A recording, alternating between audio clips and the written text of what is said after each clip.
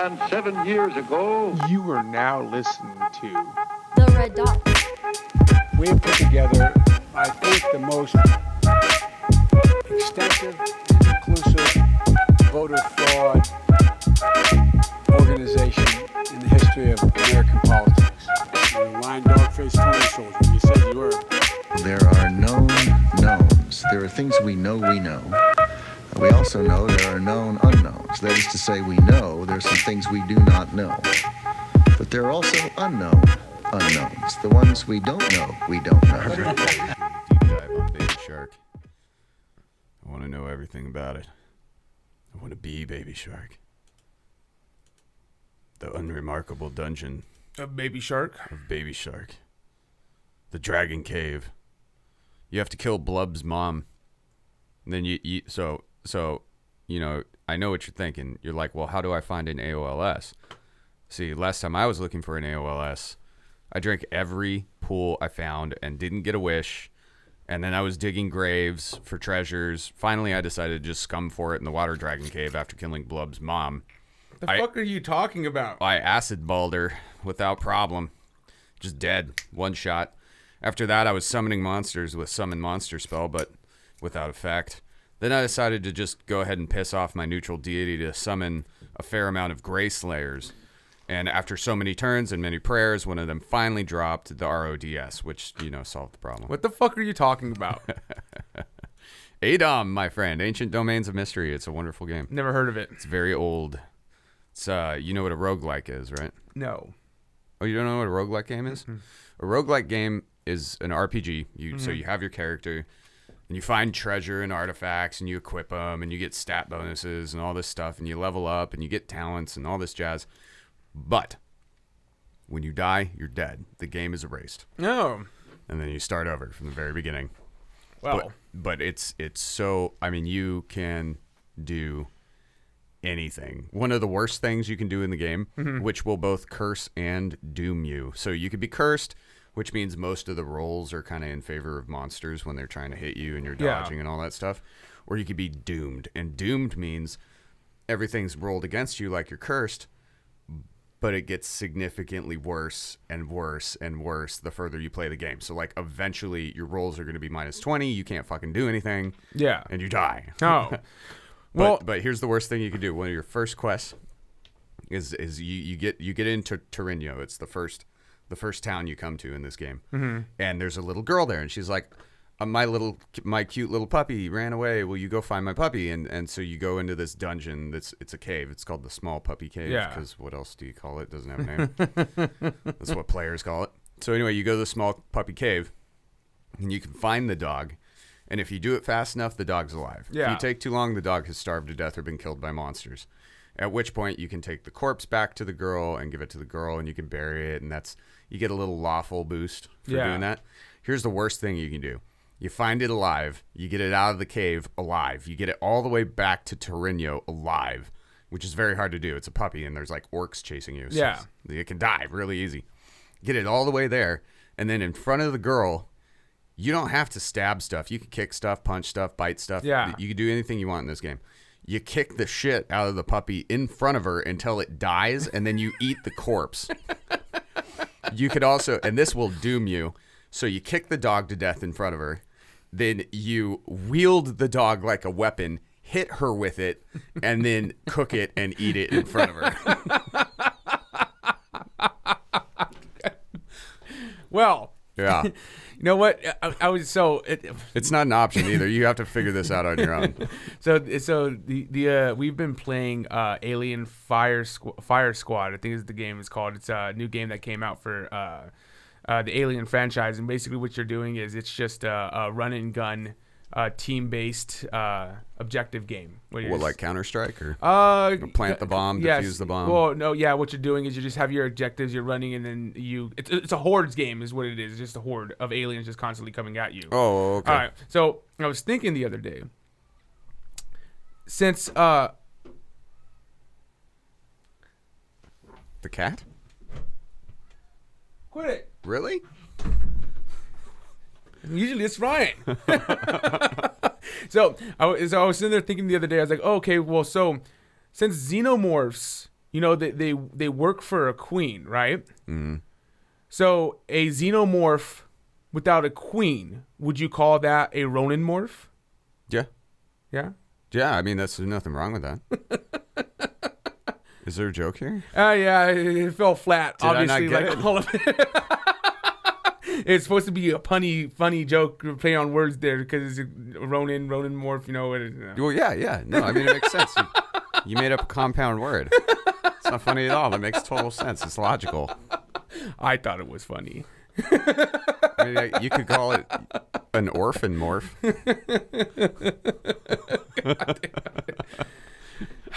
Anyways, what do you got for us today, Diego?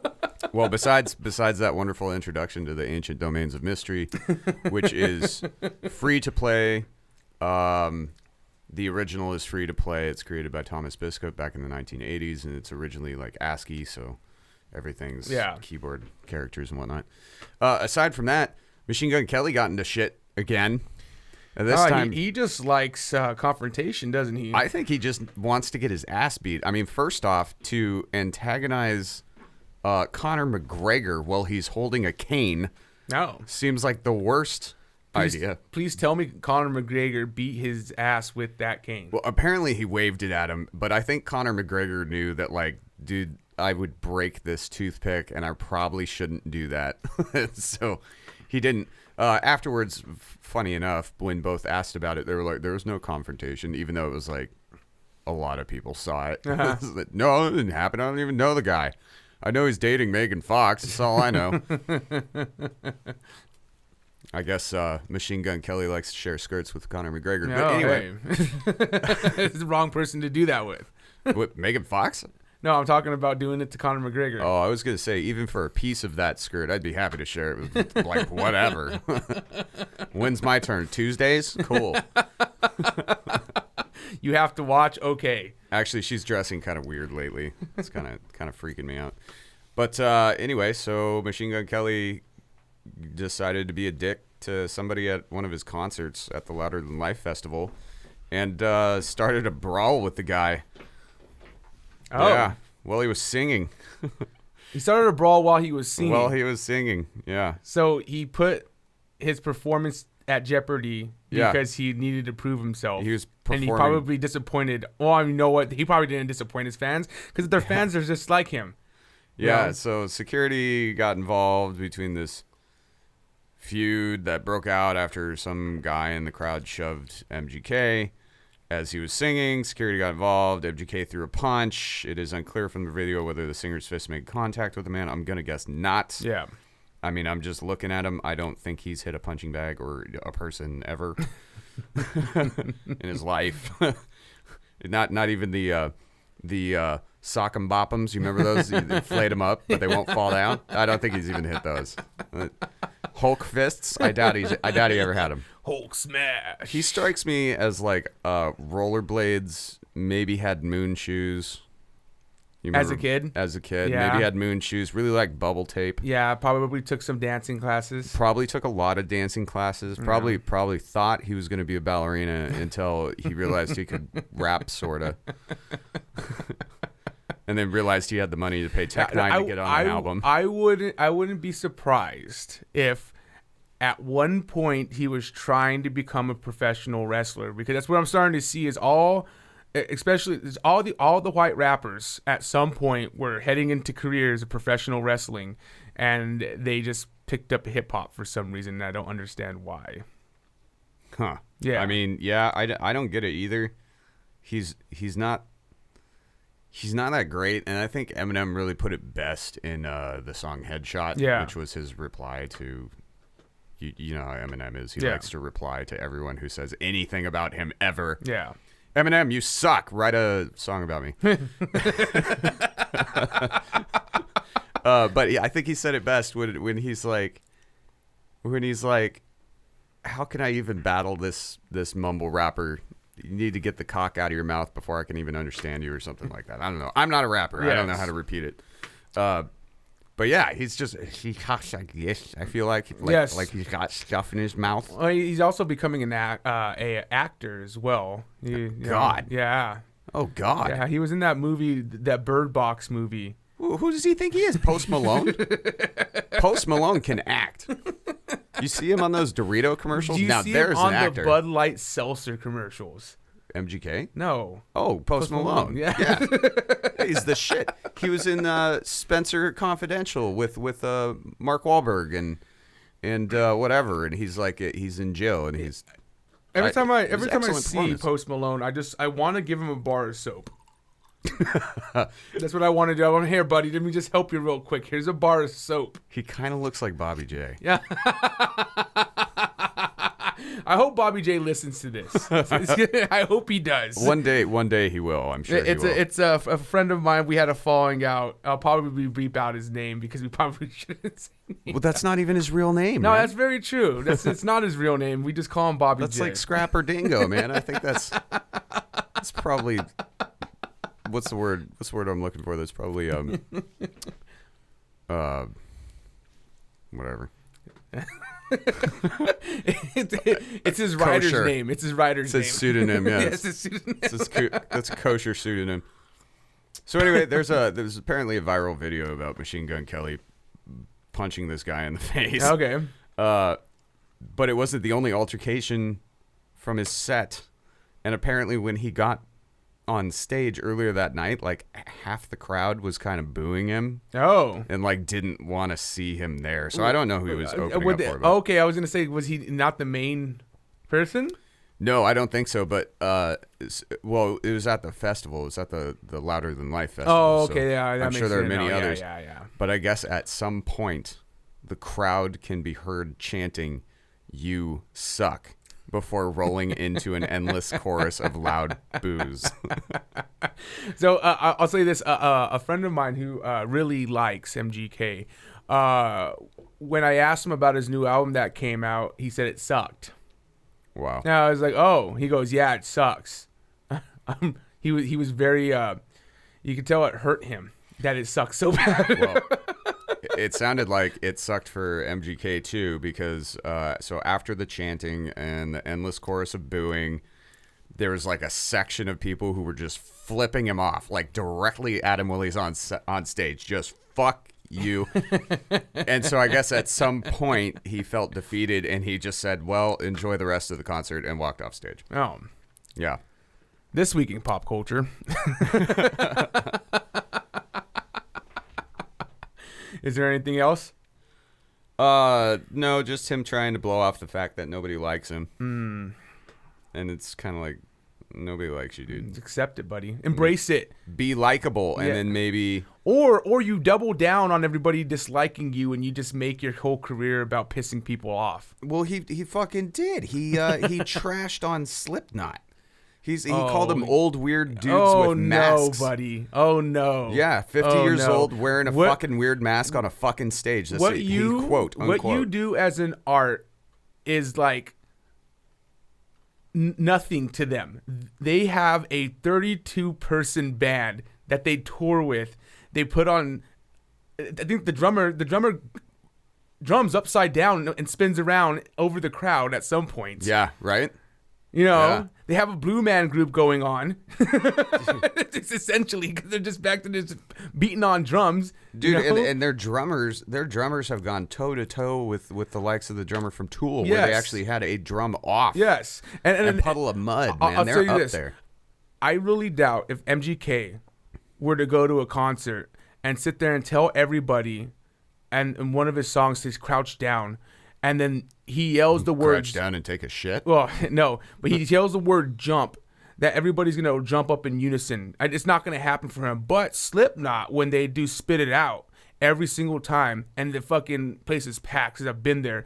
You see everybody just crunches Spits? down, and then he goes jump, and then you just see this wave of people. So you know it because it's hitting everybody at a different time. So Oh, yeah. the wave starts, and you just see people just jumping up. And when you're midair, you're sitting there looking around, and you're looking at everybody else, and you just see the jump keep on going, almost like a wave. That's crazy. Yeah, you have nothing to compare yourself to them He at just all. thinks he's so badass. You're not. And apparently Megan Fox thinks he's just like the shit. Said something about like how they're gonna have a kid or future baby daddy. I don't know. Why do I feel like you're gonna make this about Megan Fox? Because everything should be about Megan Fox. Megan Fox and AOC are in my top two. Hey, welcome everyone. it. We are the Red Dots. I'm Scrap, and I'm here with my co-host Dingo. I don't know who that is, but he sounds hot. And our audio engineer Shorty is not with us again this week. He's feeling better though, by the way. This episode's going to be very, very ambitious. And we are recording it on a day that we're not supposed to be recording it. And it is very late at night, and he has to be up early in the morning. So Yup. it's going to be us by ourselves, but That's hopefully okay. if everything works right, he'll be back, be sitting in the chair, so that way I don't have to watch the audio and play the videos for myself and for us. Well, and don't worry, guys. We do, even though it is late, we are stocked on. We got candy. We got sour bright candy corn, which is pretty good. It's petroleum. We got what do we got? Chocolate covered. What is that? Cookie dough. Cookie dough, yeah. And then we got Butterfinger bites, and we got this whole thing of Michelob Ultra infusions. Yep, which I got is all right. I got a nice little Portugal blend wine over here. Yep, and I got some NOS, the Yeah. energy drink. Look, we got diabetes ready to go. No, for you guys. and if it wasn't for the alcohol, I would say that there's two 13-year-old kids in here having a LAN party. we're missing the Mountain Dew. I know, it's right here. Oh no, we're not missing. You have Mountain Dew. So today's show segments are called AOC's Tears, Missing White Women Syndrome, and the Activist Game Show. That sounds entertaining. Yeah, and I think you guys are gonna like what we do. So there's not gonna be a pop and tops because we're going to do this segment that we hope you enjoy. We got a lot of stuff Yes. for you. You can still cheers us at the end. Yes. We're just not going to cheers to anybody. Maybe we'll cheers to MGK real quick at the end. beat a Here's pussy. to thinking you're badass. So, Dingo, unfortunately, it is still Hispanic Heritage Month. And we made a promise last episode to give a fun fact every episode for the duration of Hispanic Heritage Month. Fuck. It was a lot of work. Yeah. I don't want to do it anymore. I know. It took me so long to write all this.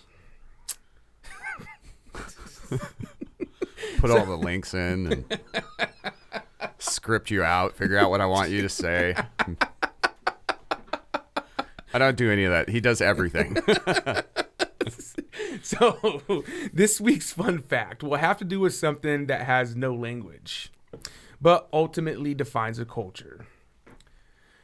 Yes, we're talking about food, Dingo. I see you salivating I was over there. wondering what you were going. Look at those cookie dough bites. So the Hispanic culture has an array of food, and depending on where you are, from Mexico to Argentina, it's all made differently. But there's one food item to rule them all. It is served with every dish. Water? No, the tortilla. Oh, I was Yes. close. Water and flour and a little bit of butter. So legend has it that the tortilla was invented by a Mayan peasant for his hungry king. I mean, we haven't changed a lot. When the Spanish arrived, they saw that the primitive natives ate bread made out of maize, and that's Native American for corn. Not the band. No. The Spanish thought it looked like little cakes because of the circular shape, so they named it tortilla, which means little cake. And for all you out there who know Spanish and you're white and you think the only word for cake is pastel, you would be correct. Torta in vosotros, in Spain, in original Spanish, is the original word for cake. Oh, So hey. torta means cake. Tortilla means little cake. Yes. Yes. But here's the thing. Why did the Mayans shape the tortilla in a circular fashion? UFOs? You know what? You see, Did I just blow it? no, not yet. You see, most bread is elongated or loaf-shaped, right, Dingo? Loaf shaped. Why would the Mayans go out of their way to smash dough down into a flat, circular shape?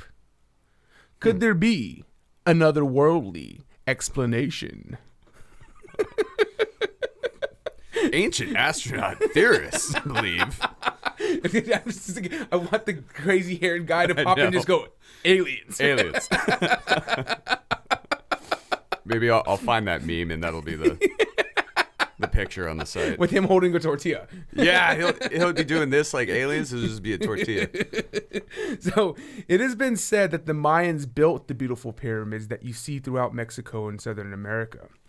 When the Spanish landed and met the Mayans, the conquistadors were amazed by the pyramids. When the conquistadors asked if they built the pyramids, the Mayans said no. We don't know where that shit came No. from. No, we didn't build it.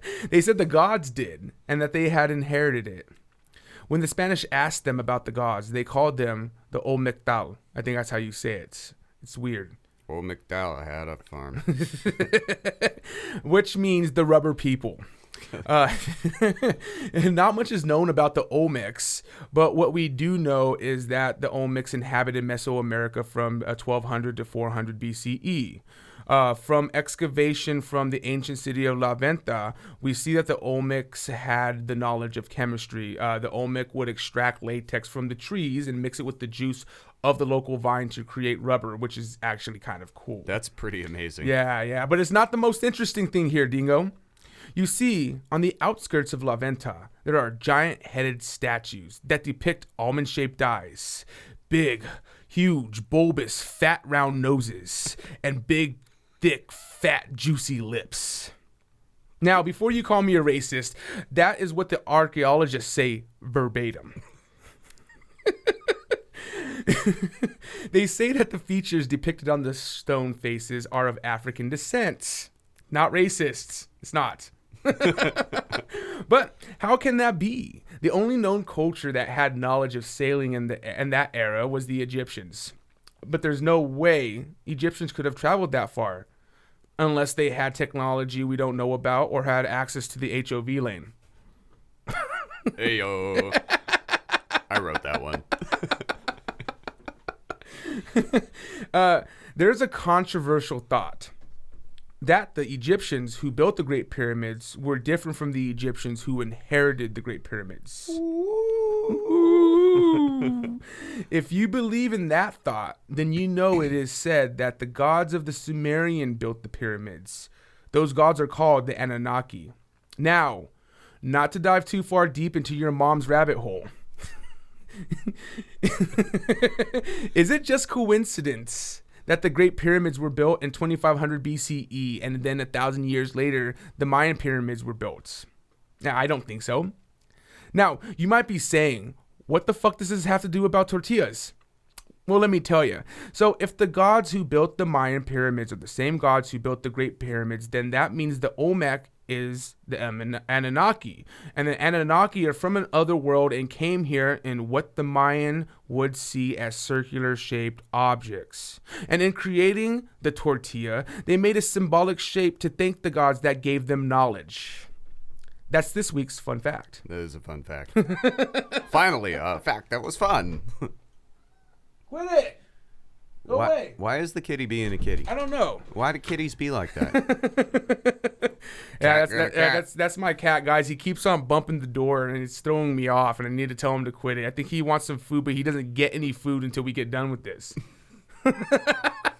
You will be patient.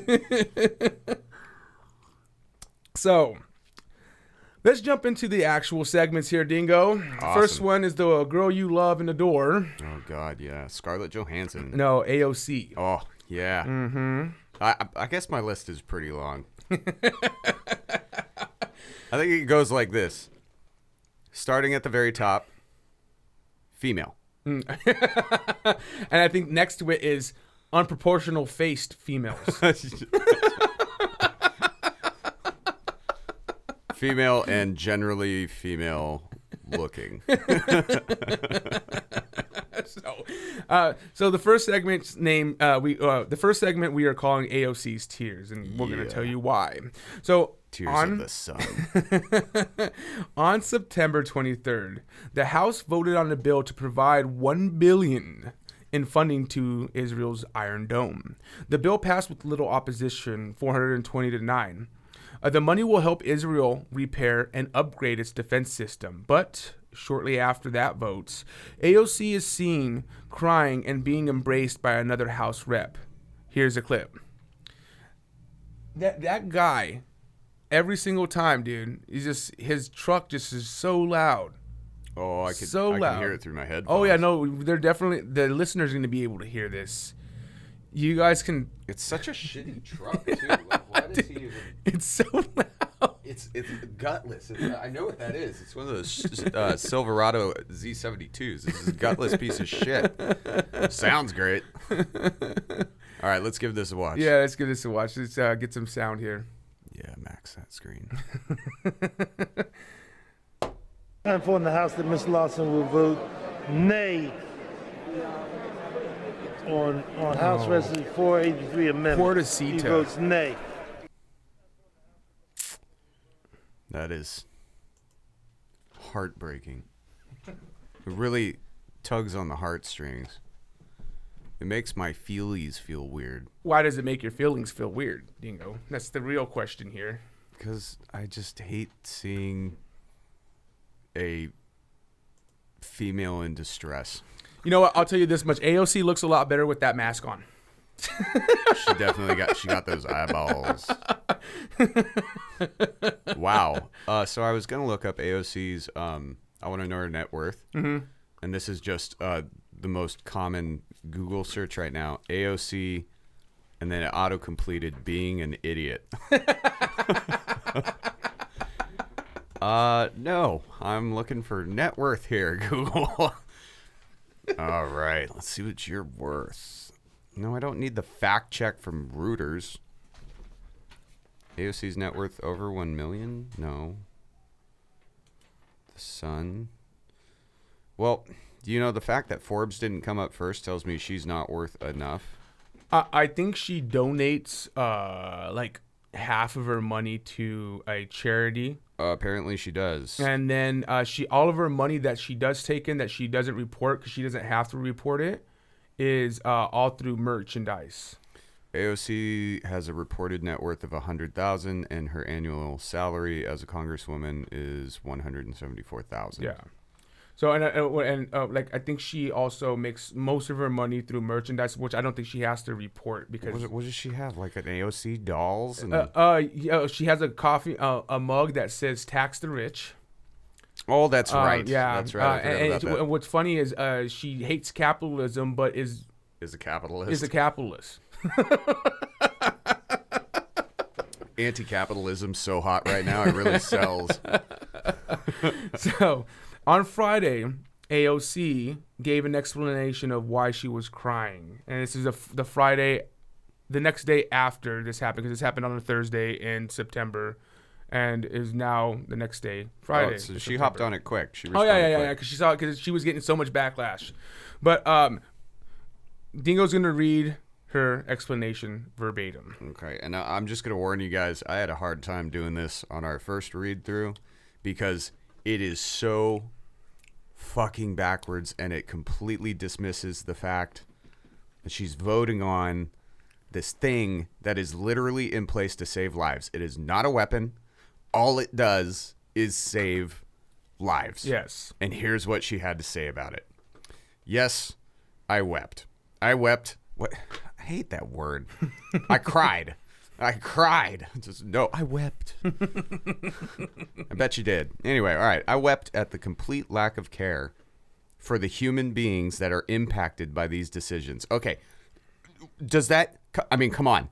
You mean all the humans that would have died had you not voted for it? Yes. Had you voted against it? I wept at an institution that chose a path of maximum volatility. This makes things more volatile because now they can protect lives. Yes. How volatile. And minimum consideration for its own political convenience. Completely politically inconvenient. Yes. And I wept at the complete lack of regard I often feel our party has to its most vulnerable and endangered members and communities. In Israel? Right. Right? What are you talking about? Are you talking about yourself here? You just really want to see Israelites die? I think she's more talking about Palestine, but I mean, it's ridiculous.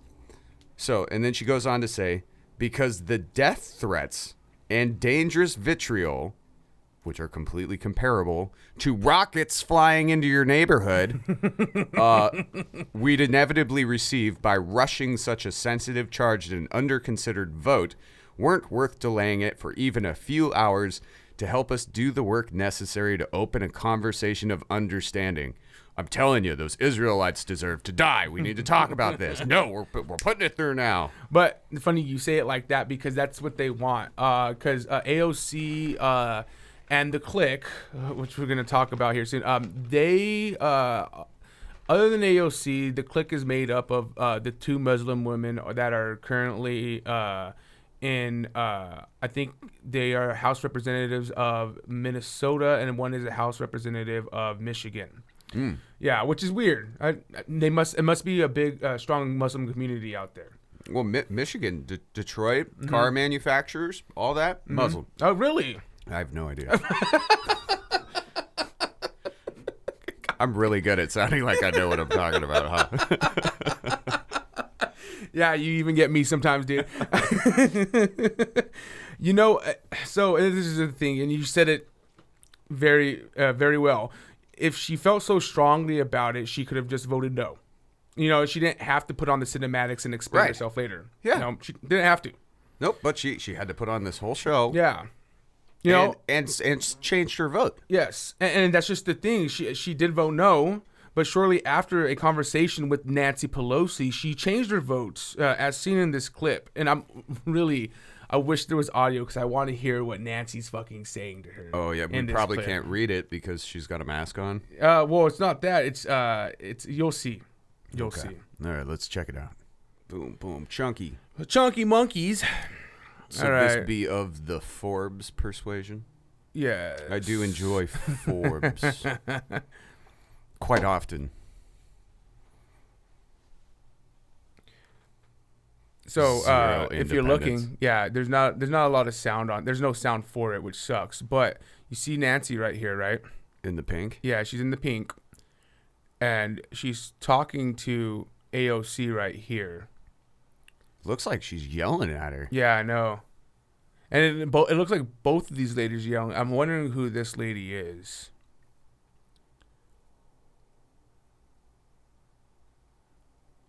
Like, Israel is so important to American interest in that region. Like, they're basically our arm over there. Yes, they are.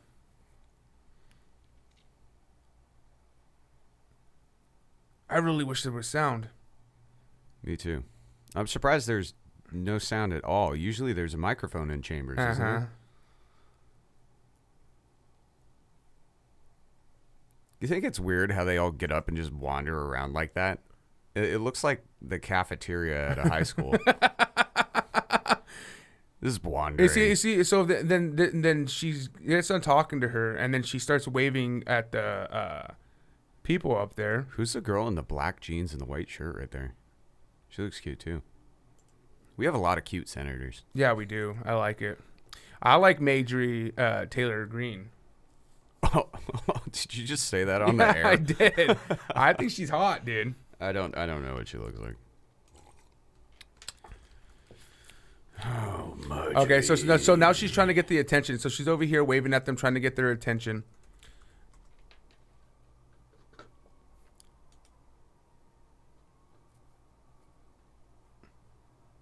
Oh, yeah. Yeah, she's cute. Skewt. Skewt is short for it's cute.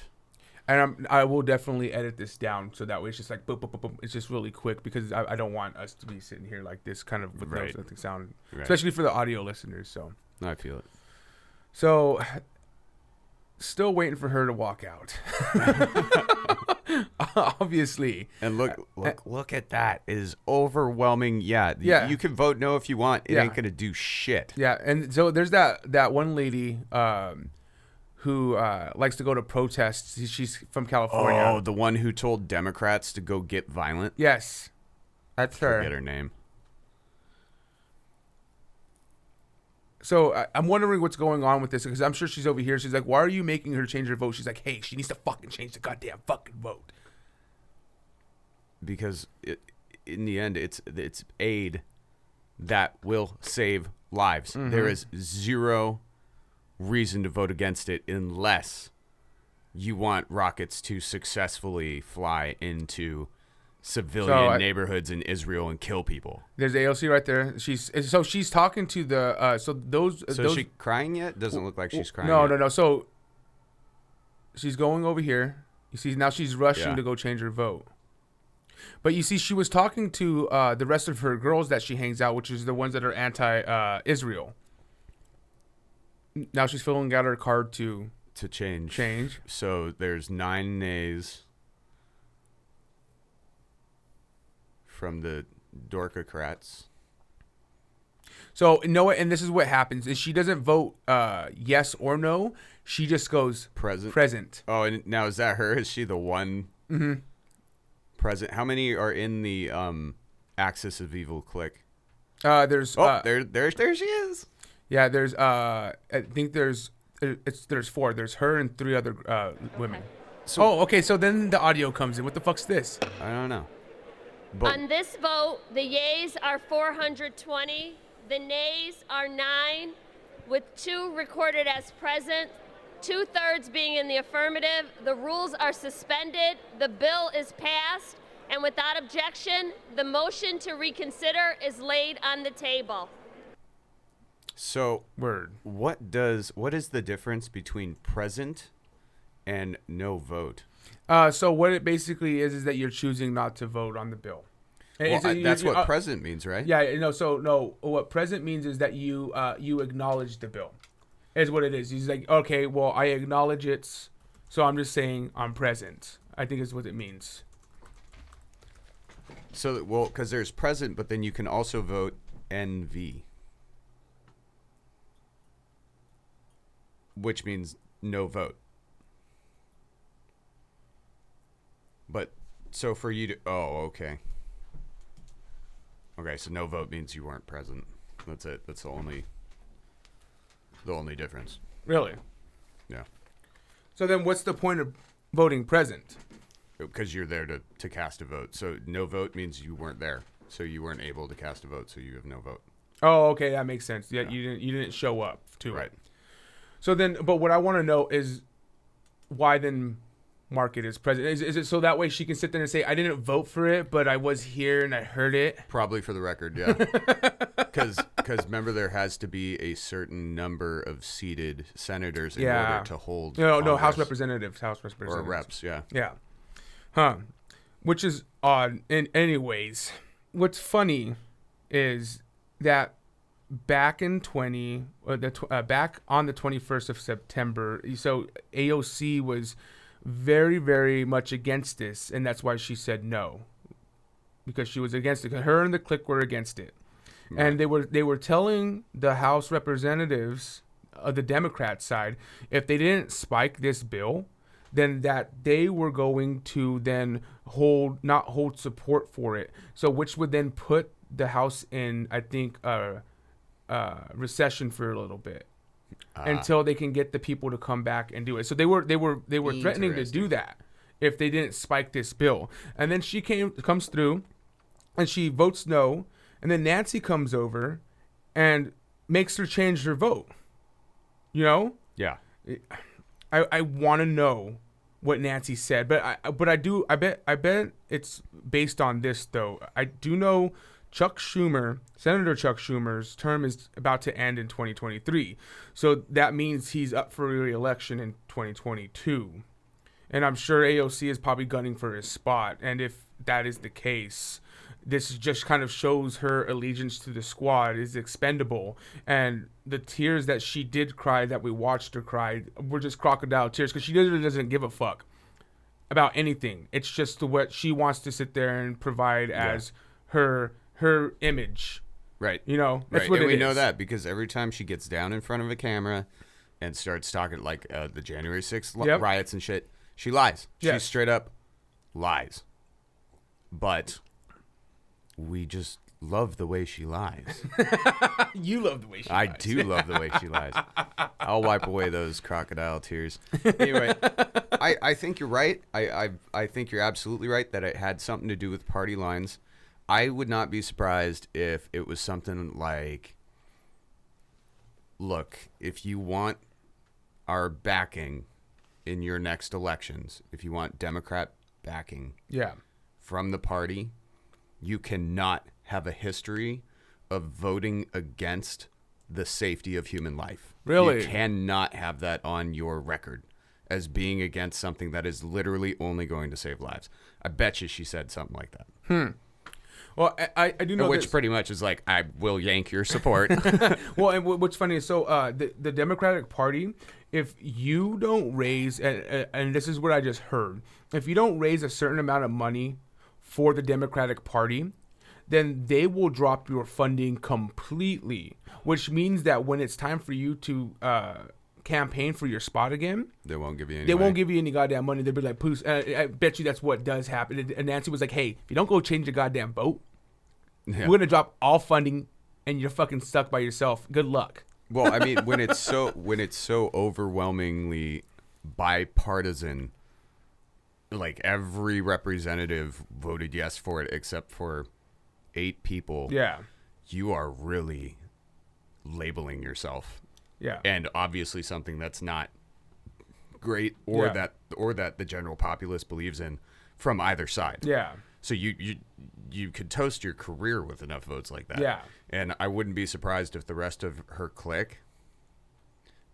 Do you ever see him or hear about him in the news? Do they ever get media attention? Oh yeah, all really? the time, dude. Yeah, is it I don't see him on King 5. I don't see him on NBC. I don't see him on. Oh, it's probably because you don't know who they are. But she's one of them. I think it's the one in the minister, Tashib Khalib or something like that. She I hear her name. all Oh the yeah, time. so in response to I think Donald Trump posted something about 9/11, she and said something about her being anti American. yeah, or American something. or whatever. Yeah. I She remember. then posted the fucking the 2 towers burning, and basically said America's agenda is the reason why this happened. It's like, what are you doing? Like, Wow. What are you doing? This is your own. You did this to yourselves. It's like, I agree with it. Basically, is what she said. I agree. This should have happened. you know what, man? And this is Wow. the thing, dude. Is I don't think Chuck Schumer's gonna be really hard to fucking beat. Like, what she should have done is she should have just stuck to her fucking guns and been like, "Fuck you." Well, You and- know, like at least have some fucking pride in what you say, because all you're doing is showing me is that you're fucking, you're a fucking chicken, you're a fucking yellowback, dude. That's what you are. You're a yellow belly. Well, I'll tell You're a you yellow what. belly. If she was, let's say she was more of a bipartisan, she wasn't a left extremist. Yeah. And she was more like a middle of the road kind of character. Mm-hmm. I wouldn't be surprised if the Republicans said, we're voting for this bill. Yeah. But if you go change that bill, you're a Democrat for life. We are never going to take you because we don't take chickens. Yeah. I wouldn't be surprised. Yeah. Like in the end, you stand for what you believe in, and Yeah. you stand for what your constituents voted you in to do. Yes, and not sit there and fucking turn back and fucking sit there and change your vote. Yeah. Stick that's by a your sticky. guns. That's a really sticky place. But AOC is who she is, Yep. and She's a little girl, is what she is. she's young. She's very young in the game. I'm not even saying I understand all the ins and outs of how that shit works. It seems dirty. Politics seem dirty. I think it is dirty. The longer we do this, dude, the more I sit there and look at it like, you guys are gross. Yeah. You guys are gross. This is it. Just like Post Malone, you want to hand him a bar of soap. Yes, I want to hand everybody bleach that is a politician. You have to bleach yourself before you come into my house. What's that? Delousing powder. Poof. It's funny, it's not burning. It takes 30 seconds. Or however that skit went. All right, well, let's move on to the next segment. So, this one kind of took me by surprise when I heard it, because I was just like, well, you guys are... You're trying to stay relevant. Missing white women syndrome. Whoa. Yes, it says racist as it sounds, Dingo. But before we get into the racism, let's talk about the reason why this was coming up. Mrs. Gabby Petito. Let me ask you a question Yeah, before go we ahead. start. This missing white woman syndrome is a very racist sentence right there. Did a white person write it? No, Nope. no, no. Exactly. Yeah. We're not allowed to be racist anymore, guys. No. I don't know why you guys think we're all racist. We can only be oppressors. Speaking of which, please visit thereddots.com. We are recruiting oppressors. Send us an email with most recent oppression. We only want the best. Only the best. Oh, successful oppression. I guess we should have that. Okay, anyway. So the gist of Gabby is she's an Instagram star. Gabby's Instagram has about 1.1 million followers, which is decent. And that's more than decent. That's actually really good. That's pretty close to ours. Yeah. Her personal blog says she is a traveler and is into art, yoga, and veggies. She has 98 posts of her traveling around the States, and she had just started a YouTube channel called Nomadic Static, which is a cool name. That's a cool name. And her photos, if you guys go to her, it's still up. I'm sure it's about to get memorialized here soon. But they're actually really good photos. And if it's the boyfriend taking the photos, then he's a good photographer. But I mean, she's very attractive. Yeah. So was Jeff Berger or Alcala or whatever the serial killer's name was. He was a great photographer. And a great game show host.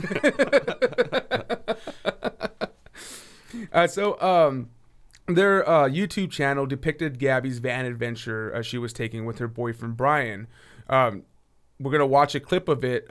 Mind the audio listeners, this is 8 minutes long and it's just music. So I'm going to edit out us watching the clip. But if you want to hear us watch the clip and you want to see the clip yourself, just head to our YouTube channel.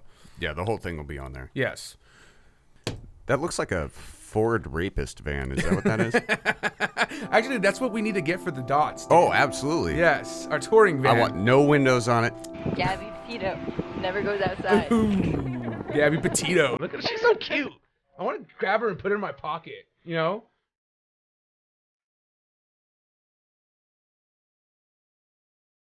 Good taste in music as well.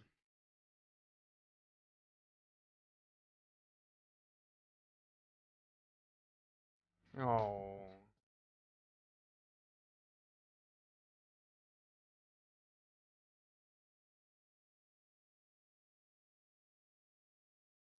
They're just out in the middle of the desert? Or? Oh, they're in San Francisco, obviously, right now. Well, yeah. Yeah. Cosa entonces? So, like I said, this is the only video on there. I think this was like their intro video, and so then we're gonna start editing like a whole like maybe documentary that they were doing about them traveling around. Huh. Yeah.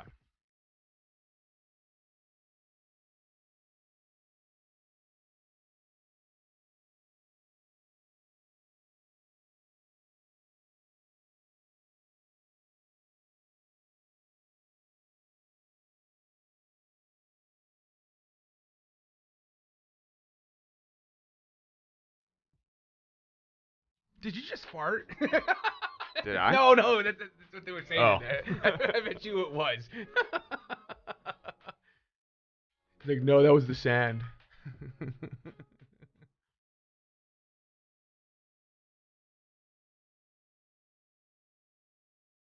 Oh, God, what was that? The chili fries, probably. Oh. Didn't look like it. Looked like somebody just like shot out a burrito onto somebody's fries. No, I'm kind of sad Seattle didn't pop up in this. Well, if you wouldn't have killed her, they might have made it to Seattle. Well, they weren't on the. Was that not our big wheel? No, that was in California. Oh. They made it from Florida to California, and then they didn't make it very far after that. Oh, right where they are at Venice. Obviously, they're in Colorado. Colorado. I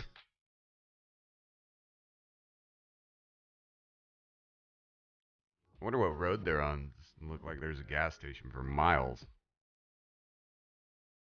He's terrified. Yeah. Well, look at that, dude. I'd be fucking terrified. Look how fucking. I was like, no. Look at that. You'd die. You would probably die. Oh, you get. I don't know. Yeah, you might. You could. That's for sure.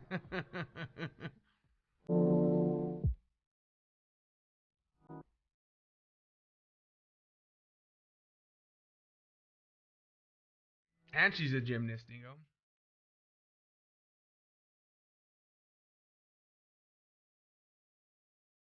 Reusing a lot of the same footage.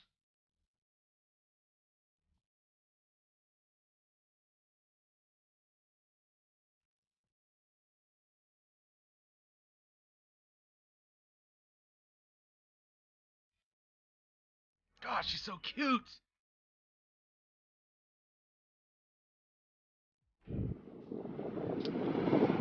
You know, this kind of makes me think, like, what if John Benet Ramsey didn't die? You know? What And do she you was mean? because she was like what 5 when she like 6 when she died. No, and she'd be like what? And she'd probably be almost 30 years old, maybe 35 years old. Yeah, I think she would just be a couple years younger than me. Yeah, that's what I'm saying. Man, how hot she would have been because she was a good-looking little girl. And Well, not she to was be a- weird about it, you know? She was a what do they call that? They go to competitions. Yeah, pageant. Pageant. She's Yeah. a pageant girl. Yeah. But she was a good-looking little girl. Like, dude, like she'd probably be like smoking hot, and she'd probably be rolling around with like Lindsay Lohan and fucking what's her name that DJs now. I'm not touching this one, but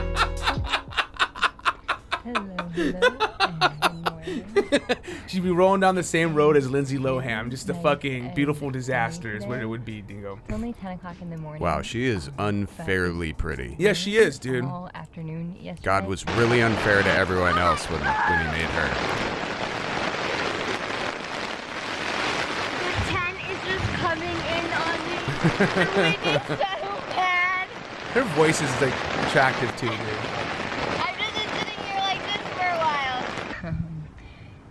So, me and Brian just got up and got ready, made the bed in the tent, set up. I think our plan for today is to just hang out here in the tent. Brian's stretching, doing some morning yoga. No makeup, dude. She's just naturally pretty. Yeah. That's kind of a cool little setup, man. Yeah. Those tables on the. I'm gonna make some yogurt. Oh, Yeah, they she- are. They're little tables. Let's watch you make some yogurt.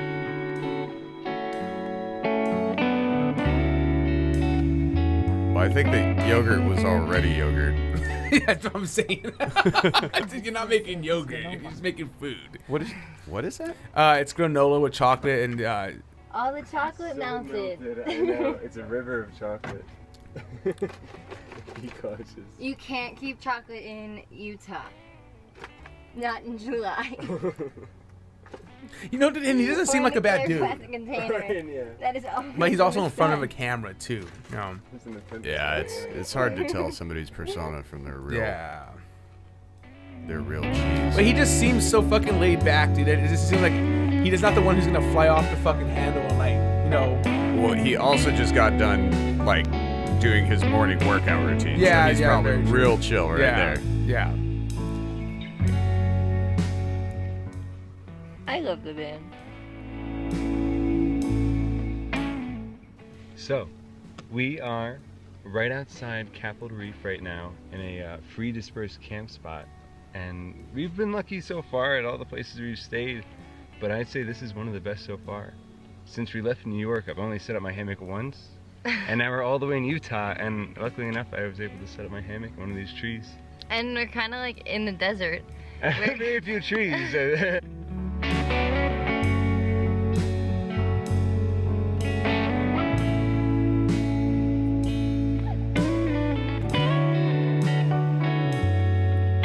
That looks pretty freaking cozy. Yeah, no, dude. I want one now. Yeah, but you can't lay down in it. It's not big enough. I'm sure what it is, dude, is you can lay down in it. They just have that little like maybe it slides out or something. No. So there's what was blocking. That's just the tarp. So they probably take the tarp down and they can lay down. Oh. You see, because it's just the tarp that's tarped up the blankets. Oh, that- it's not a wall. No, You're it's right. not a wall at all. So.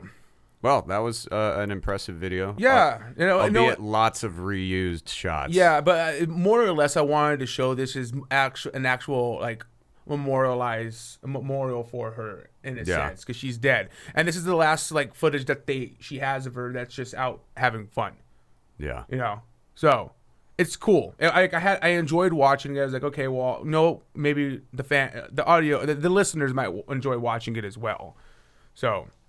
Yeah, so if you guys get the chance, I don't know if you listen in the car or you had headphones at work or whatever, but if you get a chance, go look it up or go watch it on our YouTube. Yeah, that or just head to the website. We'll have it up there. Yeah, I'll have a link to it for sure. We'll have it up there. But BUTT. That looked fun.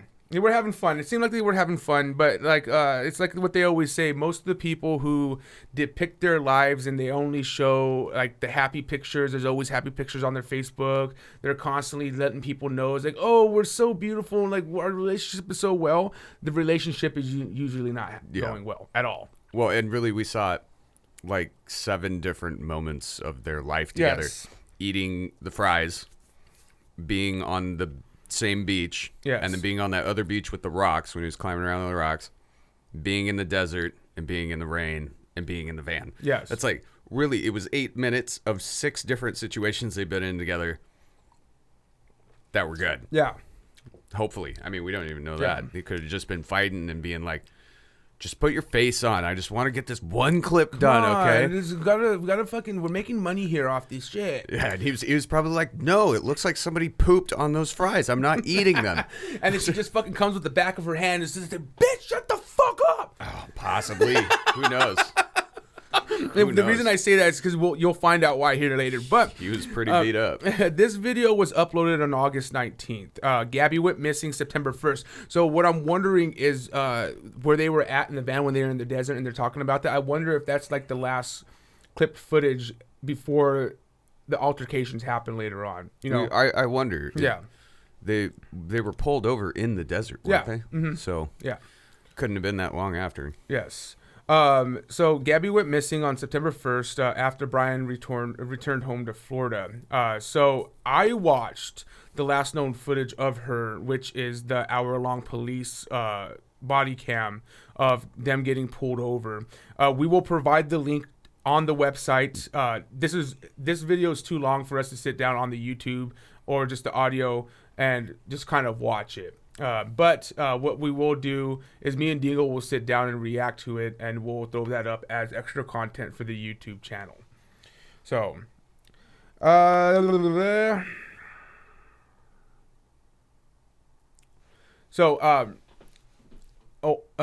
just, okay.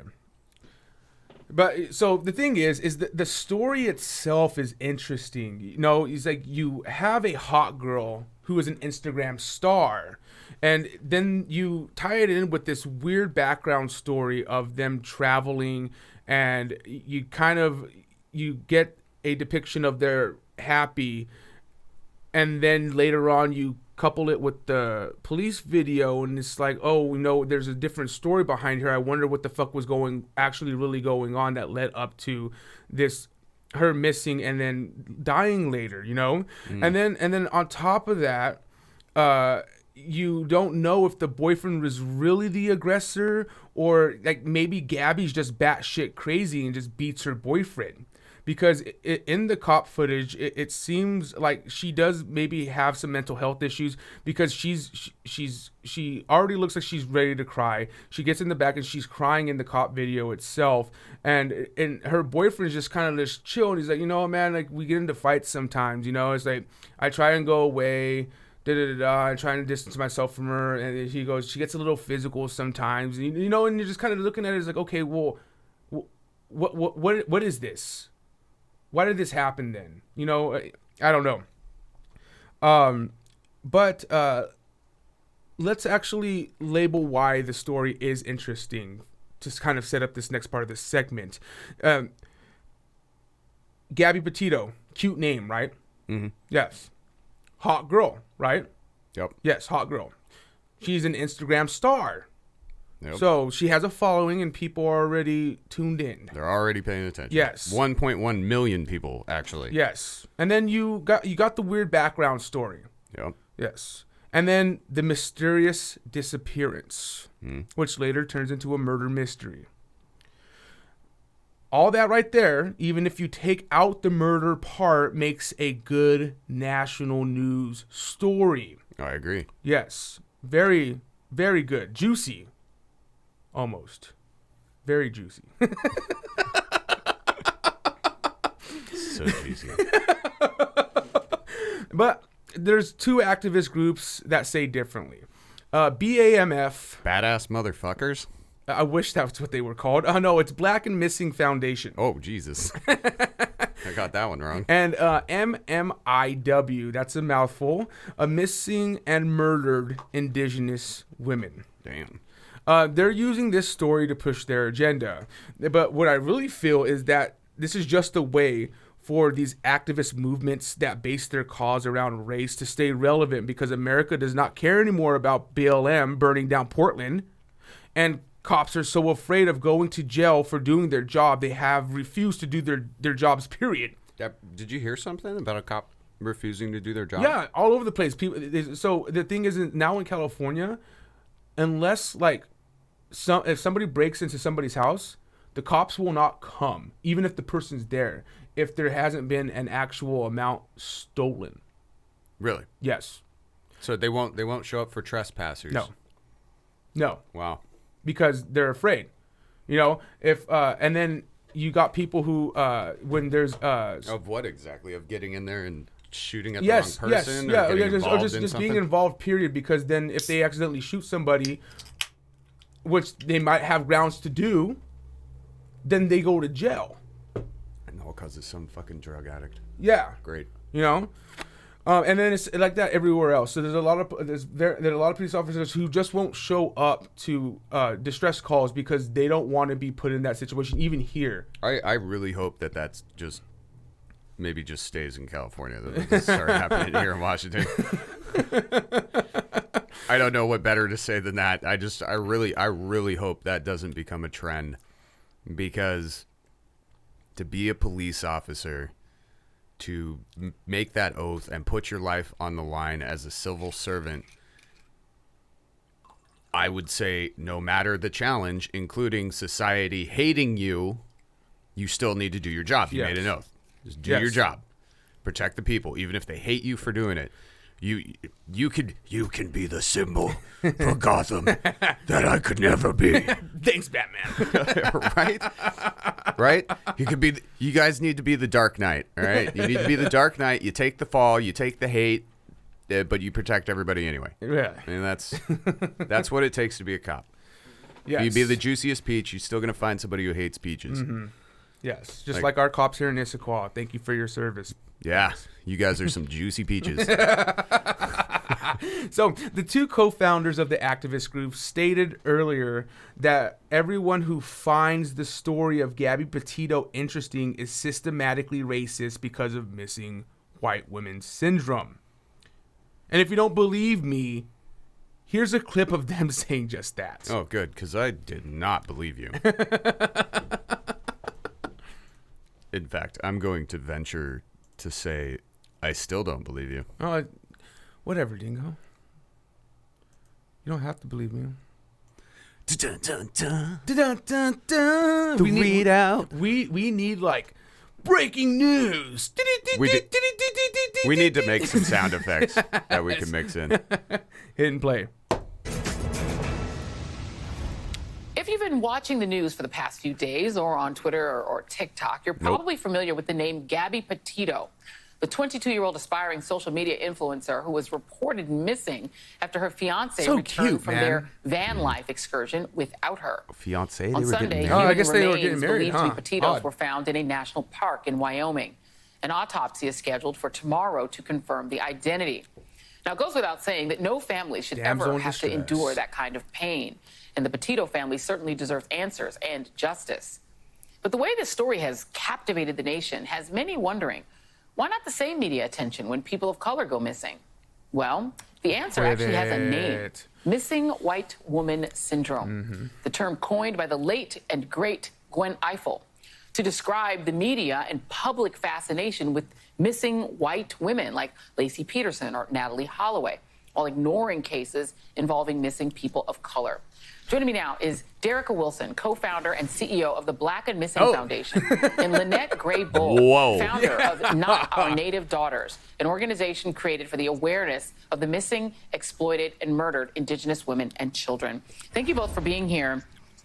You know, I bring up this point because there's a case that's so similar. A journalist friend of mine, Derica, sent me this story about a young, about some other people that are missing. There's one guy whose name is Daniel Robinson. Daniel Robinson is a young black man. He's only 24 years old, 5'8", 165, black hair, brown eyes. That's his description. His dad has hired a private investigator to find him. He's missing part of an arm. He was last seen driving away from his job site in the Buckeye, Arizona desert on June 23rd. And his case struck me because it's very similar. He's missing in the same part of the world. It's a case that it has all of that same kind of sizzle, the sort of mystery of it. Was he with someone else? No. I never heard of it until this friend of mine sent it to me. It's not a murder mystery. It's a missing person. That's the issue, isn't it? It is definitely the issue, and we have been sounding the alarm for nearly 14 years because of this. When it comes to missing persons of color, men, women, and children, our cases are not taken seriously, and no one is looking for us if we were to go missing. There's also, Lynette, and thank you for being here as well. This is an FBI poster I'm going to put out. This is Element One for my producers. And this is a missing poster of someone named Mary Johnson. Ms. Johnson is a Native American woman who went missing from the Tulalip Reservation in Washington State. Looked her up. This is back in November of last year. Did she say Tulalip? I never heard of this case either. So. And again, let's put up the statistics in terms of the disparities in media coverage for runaways. Seattle, a lot of minority children are initially classified as runaways. You have missing minority adults are often labeled as being associated with criminal involvement, gangs, or drugs. They are. There's a certain desensitization, according to the Black and Missing Foundation. It's believed that missing minorities live in impoverished conditions and crime as a regular part of their lives. So it's sort of dismissed. And that's from the Black and Missing Foundation's data. From your point of view, why is it that Indigenous missing, particularly women, don't get that kind of attention?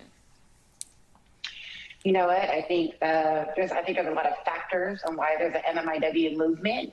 But one of the main factors and one of the key factors that a lot of people don't want to talk about is that it's racism. There it is. It's systemic racism. We're still fighting oppression in our tribal communities. We are still facing Pretty sure we're not allowed on that land, so I don't know how we're over there oppressing you. Jobs. They do their own investigation. Yeah, you have your own tribal police. Yes. So What the hell are you talking about? When it comes to missing, murdered, and Indigenous women and girls. Yeah, we're not allowed to There's a case, to conduct stay with you for a moment, investigations Lynette. There's on your sovereign nation Dateline land. did a story about, there's a woman named Carla Yellowbird. She disappeared in 2016. And look at that. It's a you Dateline quoted this episode. story What are you talking talking about her. That's She got this from a Dateline episode, and she's saying nobody ever talked about it. Election year, there was a lot going on. How can we do better in terms of getting that same kind of attention? This is not a young, sort of blonde white woman, and so the media sort of lets it go. The media let it go, but I got the headline from CBS Dateline. When we talk about, we talk about law enforcement, we talk about media coverage. If you don't have blonde hair and blue eyes, I mean, our stories do not make it to the 6 o'clock news. Yeah, right. Kim Kardashian, I hope you're listening to her. However, I just think it takes everybody coming to the table, addressing the issue, being accountable, and making sure that when somebody goes missing or murdered in our community, that it's equally presented and have a sense of urgency. And the same question to you, Derica. I got to know the Black and Missing Foundation back when I was working for the GRIO, and we connected with you all trying to find ways that we could boost some of these cases, including using social media. Give the media a little critique. What can we do differently and do better? We can't always wait on the 5 and 10 o'clock news cycle. We have to get these profiles out there. We have to tell the stories of our missing. One of the things that we also need to change the narrative on is the decision makers in the newsroom. Majority of them are white men, middle-aged, and our cases are just not sensational. Why do I enough. feel like she And then has we need no to change idea who makes the decision? Dynamics with law she enforcement. doesn't. These cases need to be taken seriously. So if you see a I'm post pretty of sure a the missing person, MSNBC don't editor's just like a it. female. We I ask think you to it's a woman. share it. You know, just because someone is missing out of Washington, D.C. doesn't mean they're in D.C. They can be in New York. They can be in Boston, you know, in a matter of hours. So we need everyone around this country being very vigilant, looking into the eyes of everyone that they come across because they may hold the answer. Yeah, Thank and you. I guess. Has social media helped? Because you know it's so easy to share information now because we have that's not a visual bad social media message like at all. Instagram, No, we have Twitter. but it's just like- has that made a difference in your view? Yeah, absolutely. I mean, before we were putting bright green and bright pink garage signs up to find our people within our community. So There social are media played a huge role on 543,018 disseminating that missing people information in the throughout United the States. the But look nation into and through everybody's different eyes and see if you recognize communities. one It of them. definitely helps us. Yeah, and I think Derek, you made a really good point that, you know, if the woman who's missing looks like your own daughter or granddaughter and you're a newsroom executive, you're going to gravitate more toward it. And if this is the way that these young women look, maybe they're not noticed as much, but we need to change that. Derica Wilson and Lynette Graybull, thank you all for all that you do, and thank you for being here. All right, So, Hold on. go ahead. Well, there's a real basis of something here. Number of missing persons files on basis of race. So, they want these missing people to be proportionally represented in the media. Oh wow. So first off, Yeah. looks like Native Americans don't even make the chart. The lowest is 9,575. Indian. 10,776 are Asian. 18,260 are unknown. I don't know who he is, but he's supposed to be here. I don't know how you'd get an unknown missing persons report. Like, what does he look like? I don't know. Maybe that's like people who don't have family and stuff, and they just like disappeared from their apartment. And it was a landlord that noticed the rent wasn't getting paid. Or more or less what it is somebody who's probably travels around and just didn't come back, and you're just like, oh, well, he's probably just forgetting to call. I'm sure he's out there somewhere. And then years go by, and they're like, maybe we should file a missing person report. Right. You know, right. Like, And that happens all the time. These are files. Yes. So if these are disproportional, it's because somebody didn't file a fucking report. Yes. Most likely because they know where they are and they don't want any attention. Yeah. But anyway, 182,000. This trumps the 18,000 of unknown race. Mm-hmm. That's obviously that's 10 times more. Yeah. And then at almost twice that, so there's 182,000 missing black people. There are 321,859 missing white people. And they don't get talked about all the time either. And they don't get talked about. Yeah. Period. Unless they're famous or hot or both. Yeah. No. Just it's the same There's rules that. for everybody. Yes. You got to be famous, hot, or both. Sorry. There's only an hour for them to do the news. Yes. They can't talk And about this- all 500. How many is this in total? Something like 600,000 people. Yes. And it's like, it needs to be sensational news, something that's going to catch somebody, because realistically what you're doing when you're reporting the news is you're trying to, and it sucks that it's this way, but it just is what it is. It needs to pique people's interest because news is entertainment. Yes, it's entertainment, and they're trying to sell their advertisers. Yeah. Yeah. You want real news, you get on public access and you go watch the votes that are being held in your state legislature, or you go watch CNN and you sit there and you watch all of the senators debate on a bill, which is totally boring. You ever tried to watch that? Yes, I do it all the time. I do it all the time, Dingo. Right? I have to do it all the time. So what they're talking about isn't even real news. It's what was interesting. Yes. What happened today that was interesting. Yes. So sorry. Yes. So let's talk about Carla Yellowbird, the one that they just showed, the Native American woman, the indigenous woman, to be politically correct here, who went missing, and they were saying that it wasn't enough attention, but it had a fucking a 2020. What was it? A 2020 CBS? What did it have on there? Dateline. Oh, no, Dateline. Yes, it had a Dateline episode made specifically for her. Yep.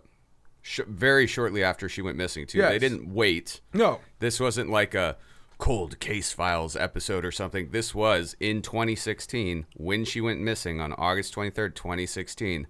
They did a full-ass Dateline episode about it. And I'll say this. But that's not enough. Carla Yellowbird is nowhere near as hot as Gabby Petito. She is cute, though. She's all right looking, but she's not Gabby Petito hot, because I say Gabby Petito's hot. And just on names alone, Gabby Petito sounds cute, kind of like she could be the girl next door. Carla Yellowbird sounds like a 2-pack-a-day chain smoker who probably strips. Also, like we said earlier, Carla had a Dateline story on her murder. So, let's compare Gabby Petito's story to the stories of Carla Yellowbird and others that they showed up there. All right, we weren't able to do all of them because for the sake of not trying to beat the dead horse, we're only going to do 3. So let's start off with Carla Yellowbird. She was 27, went missing in Medina, North Dakota, and Dingo has a picture of her. Nowhere near as hot. Nowhere near as hot. She is not she's not. Well, yeah, actually, Gabby Petito is probably international. She's not international celebrity status hot. Yeah, no. She's and that's just a fact. That sucks. I'm not international celebrity status hot. She's a Wisconsin 10. A North Dakota 10. She's not she's probably like a California 5. Yeah. Sorry to say it like that. A Bellevue 6. Yes. Bellevue yes. 6. A Bellevue 6. Yes, because our women out here are hot. Anyways, so she went on August 23rd, 2016. She was last seen with her friend Suna Guy. They had made a trip to Spirit Lake Reservation to buy drugs. And that's the gist of the story. Not interesting to me. All right, so let's now compare it to Gabby Petito. So, Gabby Petito, cute name, a hot girl, an Instagram star. International Instagram star. Yes, weird background story. Mysterious disappearance later turns murder mystery. Carla Yellowbird, cute name? No, kind of gross. It's not that bad. Hot girl? No. Okay. Yeah, no? I think she's cute. I think she's cute. Okay. So we'll mark it as a point there. Okay. Then. Instagram star? No. Weird background story? No. No. She went missing while going to buy drugs. Happens all the time. Mysterious disappearance? Yes. You think so? Or no. Not the mysterious disappearance. Okay. Murder mystery. Yes, murder mystery is a yes, but shit like that happens all the time when you go to buy drugs. So it's not a mysterious disappearance, but the murder mystery part of it is a yes. So we'll give her 2 points. 2 out of 1, 2, 3, 4, 5, 6. Yes. Okay. And Carla has 6 points. Not Carla. Gabby's got all 6. Gabby's got all 6. She has 2 out of the 6. So as far as sensational news. Yes. Put a score up for Gabby Petito. All right. All right. 1 on Gabby. Yes, 1 on Gabby. Next up, Daniel Robinson. Daniel Robinson, 24. And that's the kid that they were talking about. Who had part of his arm. Yes. Lost part of his arm. Went missing on June 23rd of this year. Daniel went missing after leaving a work site in the desert. Daniel's car was found by a rancher on July 19th, 3 miles away from his work site. The vehicle looked like he had crashed, and his clothing was found in a pile nearby. Let's compare. So, that is weird. Yes, it is. So, Gabby Petito, cute name, hot girl, Instagram star, weird background story, mysterious disappearance, later turns murder mystery. There's 6. Daniel Robinson, cute name. No, it's kind of generic. Is he a hot girl? No. Instagram star? No, not at all. Weird background story. No, he works at a factory. Yeah, and he just left work. All right. Mysterious disappearance. Yes. Yes, but it kind of looks like he was possibly drunk, crashed his car, and wandered off into the deserts. A story as old as time. All right. I would say put another point up for Gabby. So now it's 2-0. 2-0 here for these stories that they say that should be more national news. I think the only person or kinds of people who could find that interesting do it for a living. They're detectives. Yes. That's their job. Yeah, like the internet sleuths. Yeah. Yeah, or sleuths of any kind. Yes. You don't have to be a cop, I guess. Yeah. All right. These days. So these last 2 stories are not interesting, but hopefully the next one at least puts up a fight. So, Keisha. I bet it's pronounced Keisha or Quiche. Okay. Quiche. No, let's go Quiche because I like Quiche better, I guess. Keisha Jacobs. Keisha Jacobs, 21, went missing on, and then you have a picture of her over here too. And she's very, very cute. Yes, she is. I will say that one is cute. She went missing on September 26th, 2016. Quiche was supposed to stay the night at a friend's house in Churchill. She had told her parents that she would see them the next day. And I guess she's 21, so I guess that's okay. She can do whatever the fuck she wants to do. It's not like she was 15 years old. But the report of her disappearance was filed when she did not return home after staying the night at her friend's house in Churchill. Her last known sighting was at Chimborazo Park. Is that how you say that? Chimborazo? It sure looks like it. Yeah, it does look like that. So I looked up Churchill and Chimborazo Park. Both areas are surrounded by dangerous neighborhoods according to areavibes.com. 1 out of the 4 neighborhoods, right? Cretan, I think that's how you say the neighborhood's name, has 272% more crime than downtown Richmond. And downtown Richmond's not a nice area. Like Richmond, Virginia. Yeah, Richmond, Virginia. It's not a nice area.